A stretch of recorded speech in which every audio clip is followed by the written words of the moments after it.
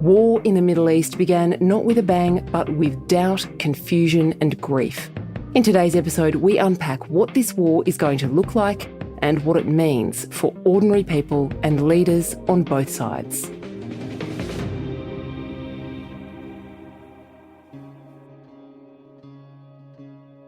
Attention, citizens of Gaza, listen carefully. That's the voice of Brigadier General Daniel Hagari of the Israel Defense Forces. To the residents of northern Gaza and Gaza City, your window to act is closing. Move south. For your own safety, move south. This is not a mere precaution. It is an urgent plea for the safety of the civilians in Gaza. Israel sent tanks into Gaza over the weekend, and unlike previous times when Israeli forces have entered the territory, the forces bedded down and stayed. They didn't come straight back out again. Over the past 3 days, we've had a build-up of forces amassing at the border with Gaza, but even prior to that, we've had the Israeli Air Force using what's been described as a fraction of its firepower to enter the Gaza airspace and to precision airstrike military targets belonging to the Hamas organisation. Yoni Bashan is the Australian's correspondent in Israel. But again, over the past few days, given that build-up of troops, the first Israelis learned that the ground incursion had started proper was perhaps on Saturday afternoon, when footage was released of tank columns and infantry amassing at the border, followed by a message from Prime Minister Benjamin Netanyahu, who effectively declared that Israel was facing its second war of independence, the first being in 1948 when Israel defeated 5 Arab armies attacking simultaneously, and that was a war that started a day after the state itself was established. So instead of a mass assemblage of troops and a D-Day style entry to Gaza, we've seen this incremental build-up of forces that are now advancing day to day inside Gaza and they're not leaving. The Israelis aren't calling this their official ground incursion, but it certainly looks like it started, and if it looks like a war, it probably is one. Yeah, it's not the shock and awe or blitzkrieg kind of tactic that I think many people from the outside were expecting Israel to mount, that it would be a very dramatic ground invasion supported by air and maybe naval assets. Do you think, Yoni, that this is it, that this is what we're going to see now, this is the war, we're in it? Or do you think something like that is coming? I'd be very surprised if we were to see any further shock and awe style tactics. I think the wider expectation in Israel and from the commentariat is that now that the Israeli forces are in, there are soldiers, there are tanks, there are commanders, there are specialist units, there are combat engineers. The expectation is that there will be a gradual build-up to reinforce these troops as they enter, and day to day, the harder work is going to begin of gradually clearing the northern sections of Gaza and doing this room by room, house by house, building by building, and of course addressing the much more sophisticated problem of the tunnels beneath the city. What do we know about Hamas's tunnel network? Well, we know that Hamas has spent vast amounts of money that have been channeled into Gaza from international aid organisations and other nations to building a vast network of tunnels beneath the city. And when I say tunnels, I'm not talking about tunnels of the kind that people might recall from the Vietnam War. I'm talking about tunnels that are large enough to pull a thoroughbred horse through. They're very large tunnels. They're well lit, well ventilated. Footage taken from inside the tunnels that's been released to the Israeli public shows that they're well paved with stairs and handrails. There are rooms where strategic meetings can take place. There was a Hamas leader at one time who boasted that the size of these tunnels exceeded something like several hundred miles, which would make it larger than the London Tube network. The Palestinian Ministry of Health reported at least 7,320 people had been killed, with at least 3,000 of them children, amid Israel's strikes on Gaza as of October 27.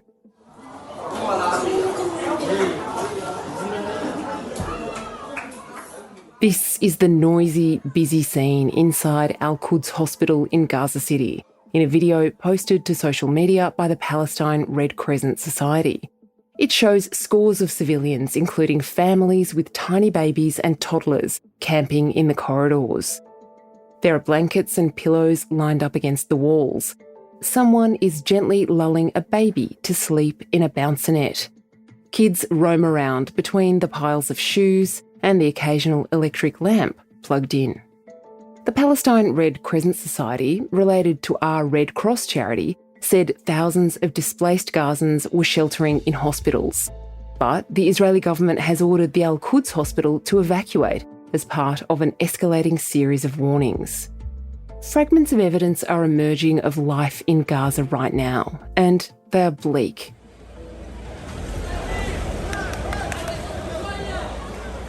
In the streets near the Al-Quds hospital, a giant plume of smoke and dust rises into the air after what the Palestinians say is an Israeli missile strike.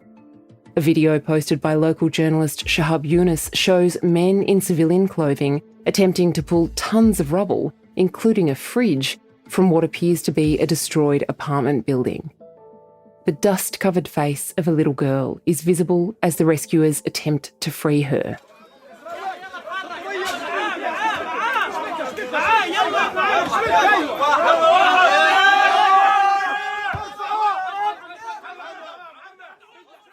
And that, of course, is one of the big sources of controversy around the world, that these tunnels are situated underneath civilian infrastructure, houses, hospitals, apartment buildings. So what's the calculus here for Israeli forces? How do they get to that tunnel network, particularly from the air, without killing huge numbers of civilians? Well, this is the exquisite delicacy of trying to fight a war in Gaza, where you have a densely packed population in a territory that's run by a nihilistic terrorist organisation called Hamas, which has no compunction about using its citizens as human shields. It's almost impossible to fight this war without the result being a very high number of civilian casualties. But what we do know about the Israeli Defence Force is that it goes absolutely out of its way to prevent any unnecessary loss of life, particularly amongst civilians. But that's the reality that the Israel Defence Forces face. It repeatedly implores citizens in the northern section of Gaza to leave that area, to head south of the river that divides the Gaza Strip. The problem for the Gazans, of course, is that they've been blocked by Hamas from leaving these areas, or they're in a situation where they themselves can't leave. But we've seen evidence of roads being blocked off, of people being instructed to stay in those high-risk areas against their will. And this is typical of what Hamas as a terrorist organisation does. It uses the civilian population to advance its ambitions, and in this particular case, to raise the civilian body count on the Palestinian side of the war. What do we know and what can we surmise about how people in Gaza feel about Hamas? It's a very difficult question to answer. As we know, there haven't been free and fair elections in Gaza for more than 15 years. We have a population in Gaza that one would expect is largely subjugated by the terrorist organisation that runs the territory. On the other hand, the events of October 7, which were a mass murder on the scale that Israel hasn't ever seen before, we saw people enjoying themselves on the streets of Gaza and celebrating and lighting fireworks and handing out candy and sweets.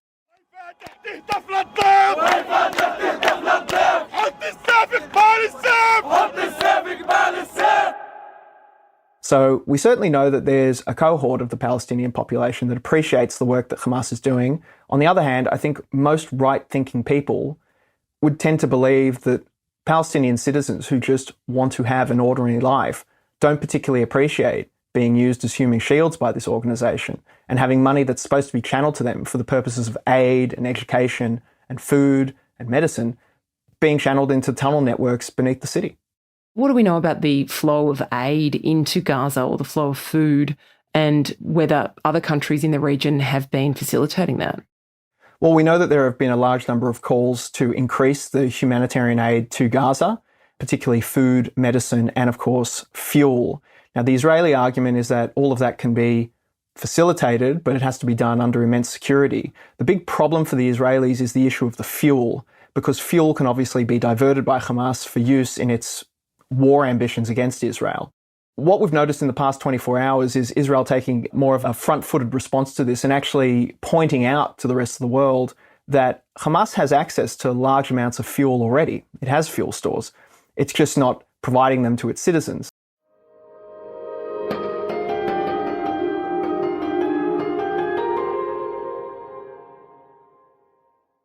Yoni, it seems there's increased activity on Israel's other borders, including to the north. What do we know about what's happening elsewhere, particularly in relation to the West Bank and Syria?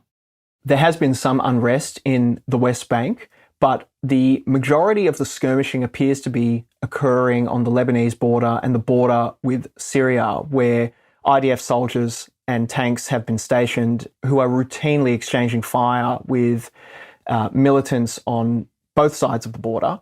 Routinely, we're receiving messages of anti-tank fire being aimed at IDF positions in Israel, and the response routinely is for the IDF to return fire and to eliminate the terrorist cells that are operating in those countries that are aiming at Israeli positions. And not just military positions, I might add. I mean, rocket sirens are being turned on frequently in the north of the country because the rockets that are being aimed inside of Israel are indiscriminate, and often they're being aimed at civilian territory.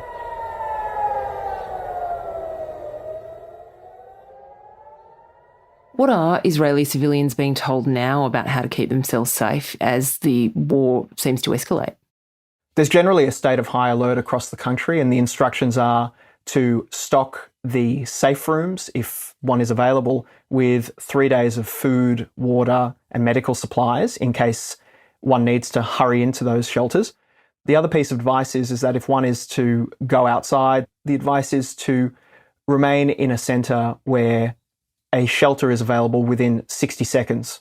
So in other words, if you're going to go to a gym or to a shopping centre or to buy groceries, do so in an area where there is a shelter within 60 seconds. How feasible is that, Yoni, as you move around the greater Tel Aviv area and the other parts of Israel that you're travelling to? Are there shelters within 60 seconds of every location? The simple answer is no. If you're driving down a highway, for example, there is no shelter nearby. Occasionally there might be, but in the majority of instances, no. So the advice in that particular circumstance is to exit the vehicle and to run away from it as far as possible as one can. And the delay time of a rocket being launched either from Gaza or from the north really varies. So if you're closer to the Gaza border, you probably have about 15 seconds to get away from your car. If you're up north, the time might be a bit shorter. Having said that, I visited Kiryat Shmona, which is a town about 2 kilometers from the border of Lebanon. The wait time for a rocket to reach that area is less than 5 seconds. So the advice that was provided to me by IDF soldiers that I met was that if I do hear a rocket siren, simply just get on the floor wherever you are. One of the things that's obviously concerning a lot of people in Israel right now is the fate of the more than 200 hostages who are still believed to be being held in Gaza. You've been speaking to some of those families. And we just really miss our parents. And the situation of my mother is very concerned. I mean, we just want her to be with us. What are they telling you about how they feel now about the prospects of getting their family members back? Well, the families of the hostages are really riven by fear and anger and disbelief with what the government is doing. There doesn't appear to be a huge amount of support for the Israeli military's incursion into Gaza. Now, of course, the Israeli government believes that the only way it's going to secure the release of the hostages is by crippling Hamas militarily to a point where it has to come to the negotiating table with a reasonable offer. Up until now, Hamas's offer has essentially been one where it's demanding that Palestinian prisoners in Israeli jails be released and a ceasefire be ordered. But of course, Israel can't order a ceasefire with Hamas in Gaza because it directly contradicts the aim of this mission, which is to eradicate the terrorist organization entirely. A ceasefire would essentially mean a stay of execution for Hamas. So families have been arguing that such a deal, an everyone for everyone deal as it's known, should proceed. The Israeli government has decided to go with its alternative tactic, which is to enter Gaza militarily. And its belief is that its two-pronged mission, one being to eliminate Hamas and the second being to recover the hostages, is the most likely to succeed on this basis. Benjamin Netanyahu came to power at the head of a coalition of parties. And even before the October 7 attacks, there seemed to be a great deal of tension in Israeli society about the direction that the government was taking. What are you detecting now about Israel's feelings towards Benjamin Netanyahu? He remains deeply unpopular with large sections of the country, and yet he still won the popular vote at the last election. and was able to form that coalition government. I think prior to the events of October 7, what was very much front of mind for Israeli society were the proposed reforms to the judicial system that the Netanyahu coalition government was seeking to have passed. Those reforms were very divisive. Anecdotally, I'm told that the divisions in Israeli society over those reforms were steep.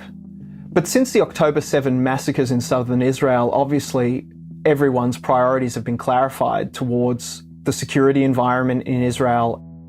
2 days on from Hamas launching a surprise attack on Israel, Prime Minister Benjamin Netanyahu says this week's events will forever change the Middle East.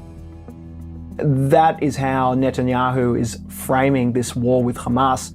It's not simply a ground incursion into Gaza to clean up the territory of this terrorist organisation. It's really a fight for the Jewish state's survival, knowing that entering Gaza could trigger a regional conflict with Lebanon, with Syria, and take on a frame reminiscent of the war in 1948 when 5 Arab armies simultaneously attacked Israel. Yoni, you've been observing Israeli politics for a long time. Do you think Benjamin Netanyahu is sort of cynical enough to exploit this moment for his own political ends, or do you think it's of enough gravity that he is now acting with the best interests of, for example, the hostages in mind? Well, everyone certainly hopes that the latter part of your question is true, that Benjamin Netanyahu is behaving like the old Netanyahu of the 1990s, the true leader who emerged at a time of constant terrorist attacks and suicide bombings that were occurring in Israel. Anyone who wants to enter the community of civilized nations has to fight terrorism.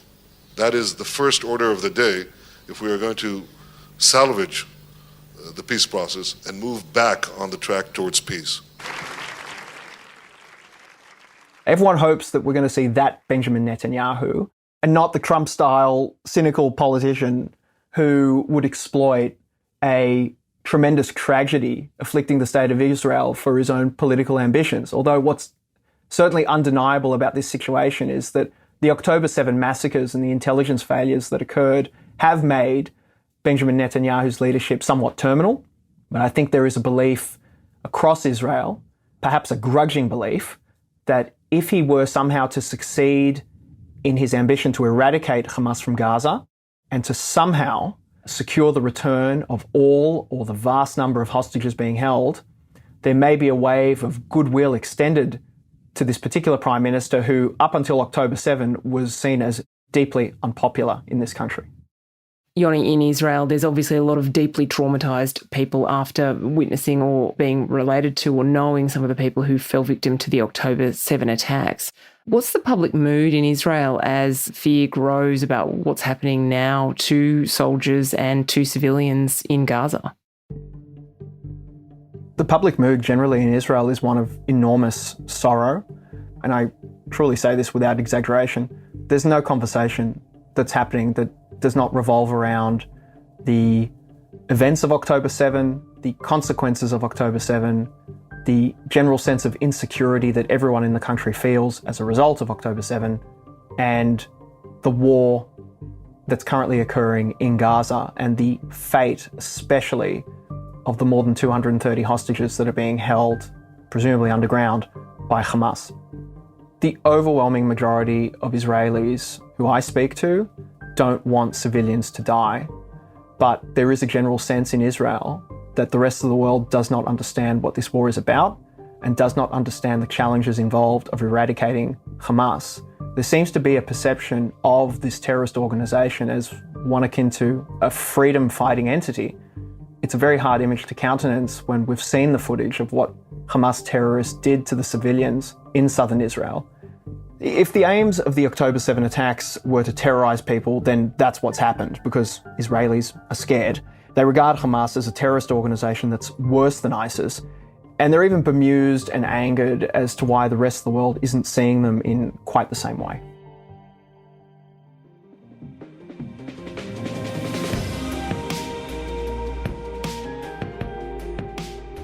Yoni Bashan is The Australian's correspondent in Israel.